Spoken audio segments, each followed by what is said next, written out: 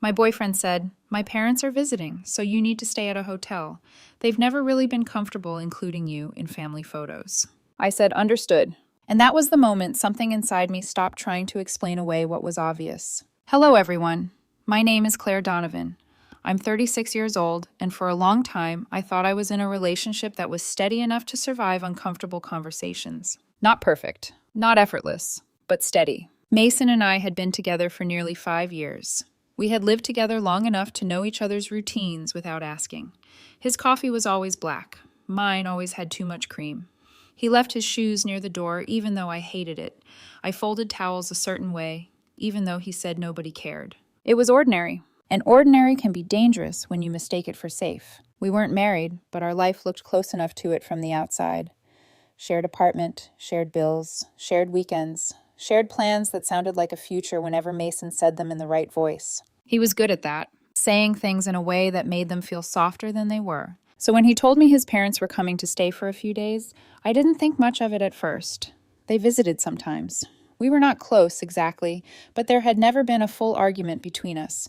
His mother was polite in the way people are polite when they are still measuring you.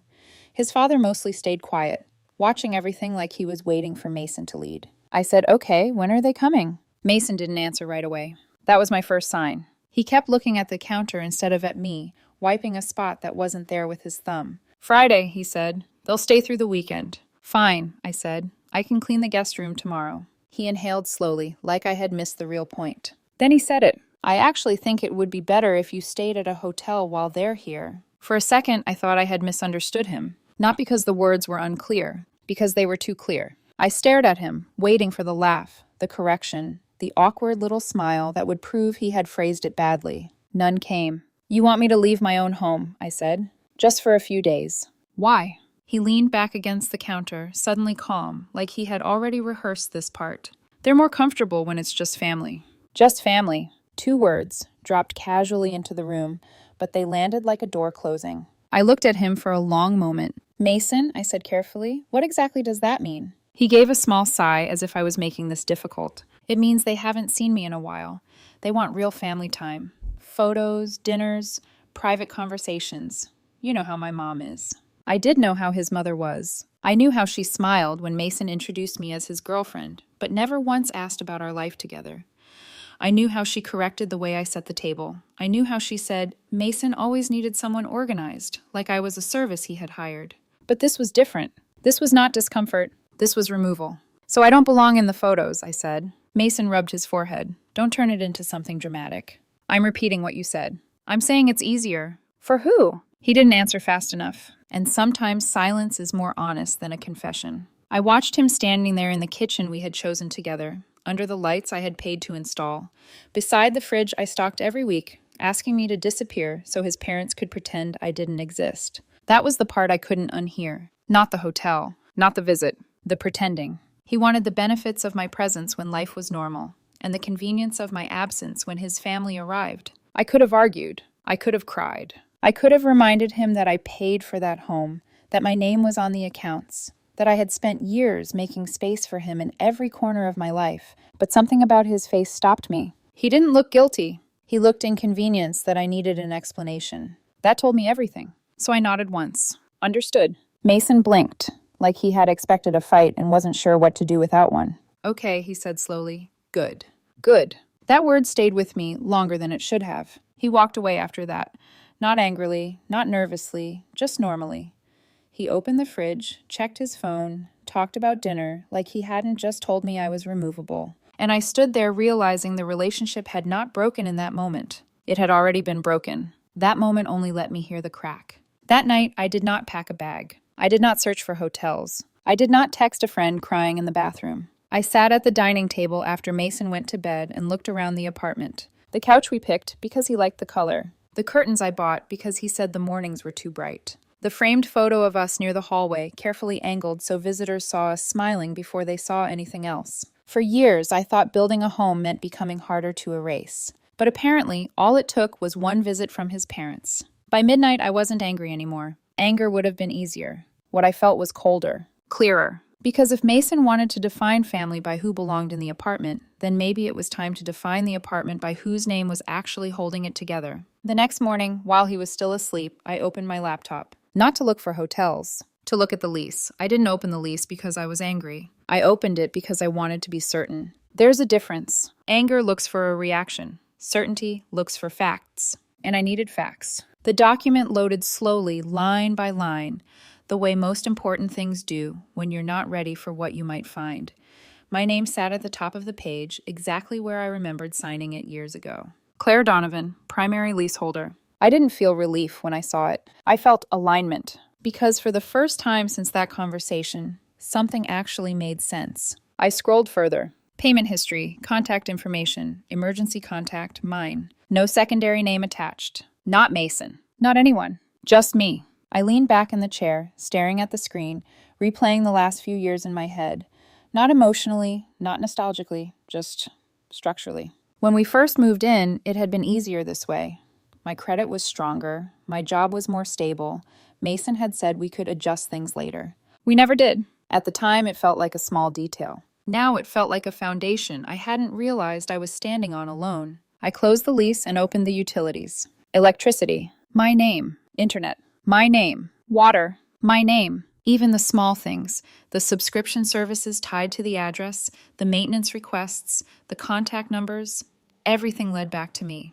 Not because I had planned it that way, but because no one else had stepped forward to share it. I sat there for a while after that, not moving, not reacting, just letting the reality settle into place. Because once you see something clearly, you can't unsee it. And what I was seeing wasn't just paperwork. It was a pattern. Mason walked into this kitchen a few minutes later, still half asleep, running a hand through his hair.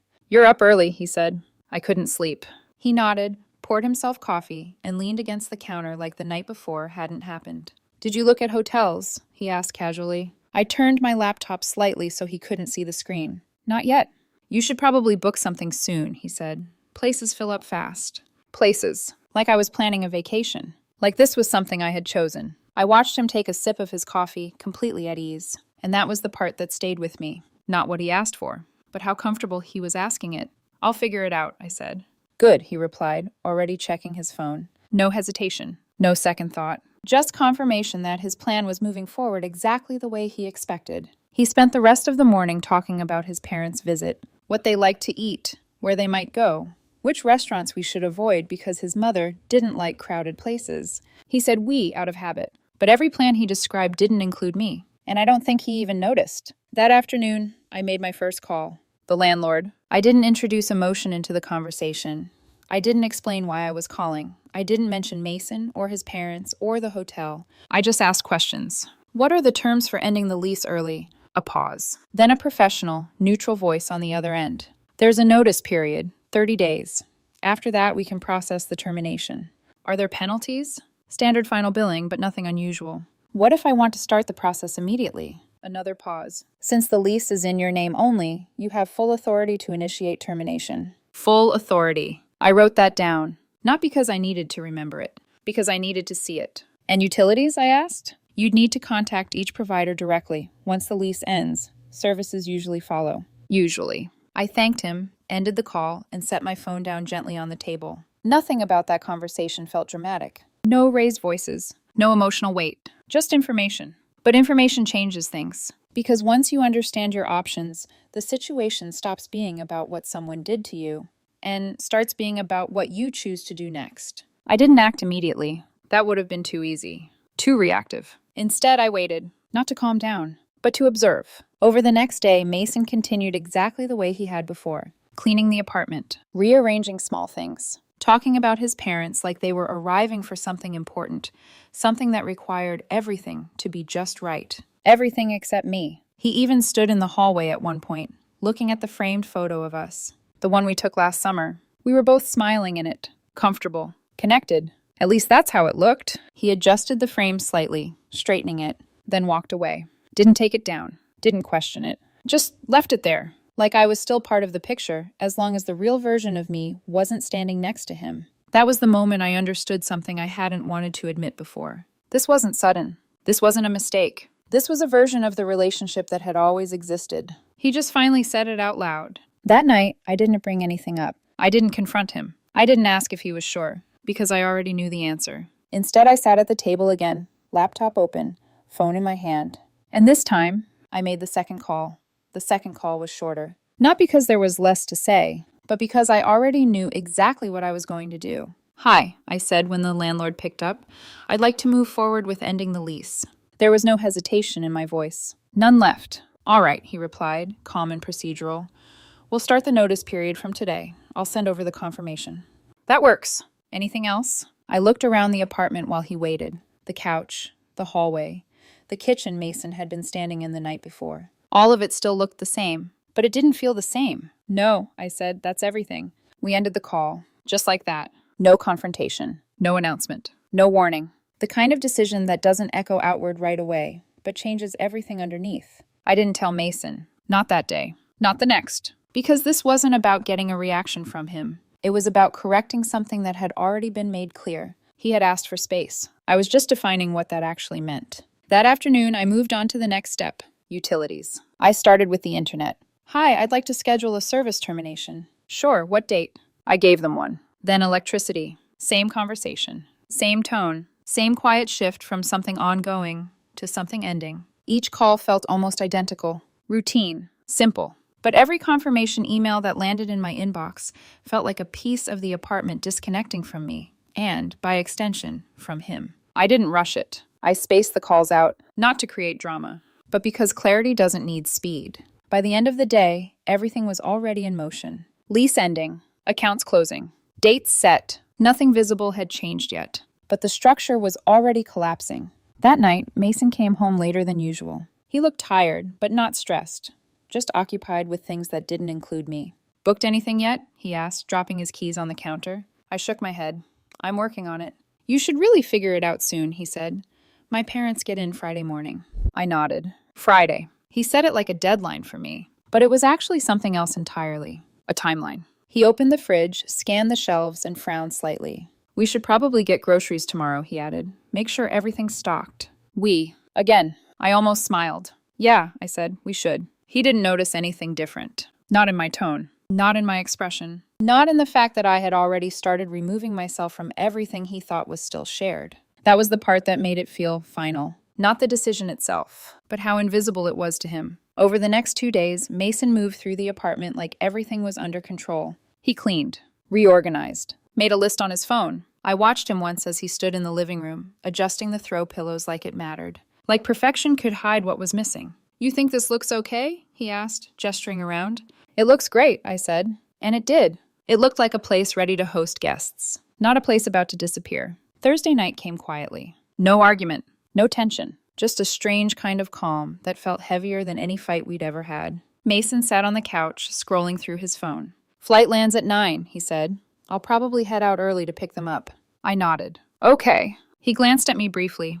"You'll be out by then, right?" The question was casual, but it landed harder than anything else he'd said all week. Out. Not staying somewhere else. Not visiting a hotel. Just gone. "Yes," I said. And for the first time, that answer was completely true. That night, I packed. Not everything. Just what mattered. Clothes. Documents. The things that were mine before him and would still be mine after. I didn't rush. I didn't make noise. I moved through the apartment carefully, like I was already a guest. By midnight, everything I needed was in my car. I stood in the doorway for a moment, looking back one last time. There was no dramatic realization. No sudden regret. Just a quiet understanding. He had asked me to leave. He just didn't realize I wasn't coming back. I closed the door behind me without a sound. Friday morning, Mason's parents arrived, and I wasn't there. Not in a hotel. Not nearby. Just gone. I didn't text him. Didn't call. Didn't explain. Because everything that needed to be said had already been said. Just not in the way he expected. The first call came that evening. I was sitting in my car when my phone lit up with his name. I stared at it for a second. Not surprised. Just aware. This was where it started catching up. I answered. "Claire," he said, his voice tighter than usual. "Did you talk to the landlord?" Straight to the point. That meant he already knew something had changed. "I did," I said. A pause. Short. Controlled. But not calm. "What did you do?" he asked. I looked out through the windshield, watching the sky dim as the sun dropped behind the buildings. "I ended the lease," I said. Silence. This time not controlled. Not measured. Real. "What do you mean you ended the lease?" he said, his voice rising slightly. I mean, it's being closed out, I replied. Another pause. Longer now. You can't just do that, he said. I leaned back in the seat. I can, I said quietly. It's in my name. That was the moment everything shifted. Not loudly, not dramatically, just completely. Because for the first time since this started, he didn't have control. And he knew it. What are we supposed to do? He asked. We. Now there was a we. I let that sit for a second before answering. Figure it out, I said. Same tone he had used with me. Same simplicity. No anger. No emphasis. Just the truth. The call didn't last much longer after that. There was nothing left to argue about. Because the decision had already been made. And the process had already started. The next part didn't require me at all. By the next morning, Mason was no longer waiting for me to leave. He was realizing I already had. No footsteps. No coffee brewing. No quiet sounds of someone preparing for a family weekend. I woke up somewhere else entirely. Not a hotel. Not somewhere temporary. Just away. And for the first time in a long time, the silence didn't feel like something missing. It felt like something clean. I didn't check my phone right away. I already knew what I would see. When I finally did, there were 3 missed calls. All from Mason. No messages, which meant he didn't want to explain anything in writing. He wanted control of the conversation. That alone told me everything had already started unraveling. I didn't call back immediately. Instead, I got up, made coffee, and sat by the window, letting the morning settle around me. Because whatever was happening back at that apartment was no longer something I needed to manage. By mid-morning, my phone rang again. Mason. I let it ring once. Twice. Then I answered. Claire, he said quickly, the landlord emailed me. Of course he did. Paperwork has a way of making things real in a way conversations never do. Okay, I said. What is going on? He asked, his voice sharper now. They said the lease is being terminated. There's a notice period. They need confirmation. They already have it, I replied. You didn't even talk to me about this. I almost smiled. You didn't talk to me either, I said. A pause. Not long, but enough. That's not the same thing, he said. Isn't it? His breath hitched slightly on the other end, like he wasn't expecting resistance, like he was still trying to find the version of me that would explain things gently, make it easier for him to understand. I asked you for a few days, he said. You're ending everything over that? I looked out the window, watching people pass by below, each one moving through their day without knowing how small moments can shift entire lives. You didn't ask for a few days, I said. You told me I didn't belong. That's not what I meant. But it's what you said. Silence. Real silence this time. Because there's a difference between intention and impact, and only one of them actually happens. They're already here, he said finally, his voice lower now. My parents just got in. They're asking where you are. I didn't answer right away. I imagined it instead. His mother standing in the hallway, looking around the apartment I had kept running for years. His father noticing small details out of place. The absence. Not dramatic, but obvious. What did you tell them? I asked. Another pause. I said you had work, he admitted. Of course he did. Because it was easier to lie than to explain the truth. And when the accounts close, you'll need to set up your own services, I said quietly. That stopped him. What? Nothing, I said. You'll see. Claire, don't do that, he said quickly. Just tell me what's happening. I already did. He exhaled sharply. This is insane. No, it wasn't. It was structured, planned, clear. But from his perspective, it probably felt like everything was slipping at once. Because for the first time, he wasn't the one deciding how things would go. Can we talk about this later? He asked, trying to regain control. After the weekend? Later, after the visit. After he got what he wanted. No, I said simply. Another silence. He didn't have a response ready for that. Because every version of this situation in his head probably ended with me being reasonable. Flexible. Temporary. Not final.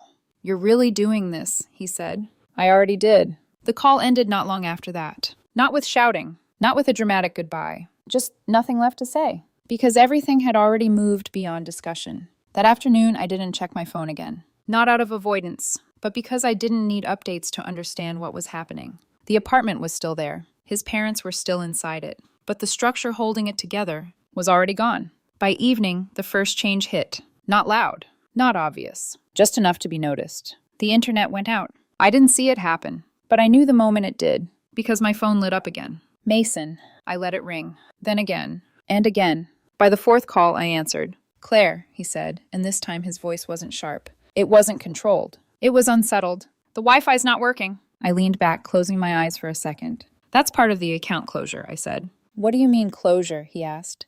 Can't you just turn it back on? Turn it back on. Like it was a switch I was supposed to control for him. Like I still belonged there just enough to fix things. No, I said. Claire. I ended the service. There was a shift in the background. I could hear voices now. His mother, asking something. His father, quieter but present. Mason lowered his voice. You're doing this while they're here? That question mattered. Not because of the timing, but because of the expectation behind it. You asked me to leave while they were there, I said. Silence. Heavy this time, because now the situation wasn't abstract anymore. It was happening. In real time. Around him. And there was nothing he could do to stop it. The next call didn't take long. It came less than an hour later. I didn't even need to look at the screen to know it was him. When I answered, I didn't say anything. I just listened. Claire. His voice broke before he could finish the sentence. Not controlled anymore. Not calculated. Just raw. The power's scheduled to shut off after the final billing cycle. The landlord just confirmed the lease termination. There it was. The part he hadn't prepared for. Because inconvenience is one thing. But losing control in front of the people you were trying to impress? That hits differently. I stayed quiet for a second, letting the weight of that sentence settle. What is happening? He asked, his voice lower now, almost unsteady. Everything's shutting off. Yeah, I said. That's what happens when accounts close. You need to fix this, he said quickly. There it was again. That same expectation. The same assumption that no matter what happened, I would step in and make things easier. Cleaner. Manageable. I leaned back, looking out at the quiet street in front of me. You asked me to leave, I said. That's not what I meant, he snapped, the panic starting to push through. I didn't mean this. But it's what you asked for. Claire, my parents are here, he said, his voice tightening.